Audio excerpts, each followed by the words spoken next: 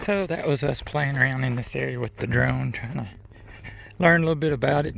The wind is blowing pretty good today, so we didn't stay up too long. And we got this area here, played around in. Now if you go on over that way on the other side of those pine trees, there's the really deep part.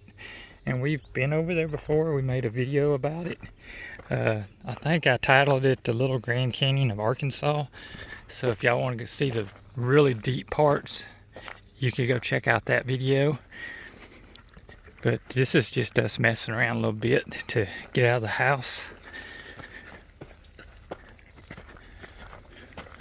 And now we're gonna go back to the car and drive a little more.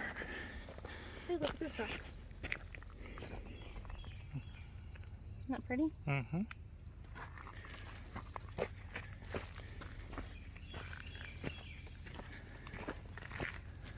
I knew I saw a sign. We didn't come down as far. Yeah, I thought it was when I was trying to find the best way to get down there without getting my feet on there. But that's White Oak State Park over that way. And you see the lake.